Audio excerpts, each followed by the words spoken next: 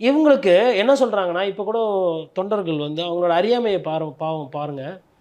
இவ்வளோ கூட்டம் வரும்னு தெரியும்ல, மதுரை கூட்டம் பார்த்தீங்கல்ல, உளுந்தூர்பேட்டை கூட்டம் பார்த்தீங்கல்ல, அப்போ இவ்வளோண்டு இடம் கொடுக்குறீங்க. அதாவது பொதுக்கூட்டத்துக்கும் தொகுதி பிரச்சாரத்துக்கும் வித்தியாசம் தெரியாத ஒரு கூட்டமாக இருக்குது.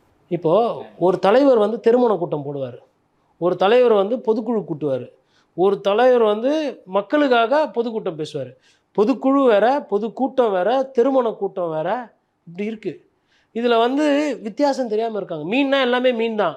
ஆற்றுல இருக்கிறதும் மீன் தான், குட்டையில் இருக்கிறதும் மீன் தான், கடலில் இருக்கிறதும் மீன் தான். அப்போ மீன் அப்படின்னு நான் வெறுமனே அதை பேசினேன்னா, அப்போ எனக்கு எவ்வளோ புரிதல் இல்லாத ஒரு தன்மையில் இருக்கிறேன் நான்.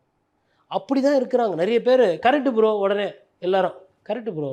பார்த்துங்க, மதுரையில் அவ்வளோ பெரிய இடம் கொடுத்தாங்க, இவங்க வேணும்ட்டே கரூரில் வந்து சின்னதாக கொடுத்துட்டானுங்க.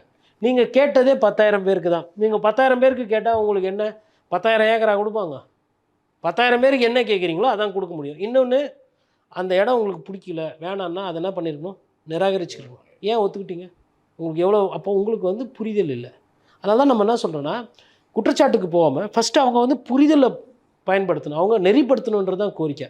2வது விஷயம் வந்து அவங்களோட அந்த தொண்டர்களை வந்து அவங்க வந்து கூல் டவுன் பண்ணணும், ஆஸ்வாசப்படுத்தணும். இது வந்து ஒன்றும் இதோட வந்து எதுவும் முடிஞ்சு போகிறது கிடையாது.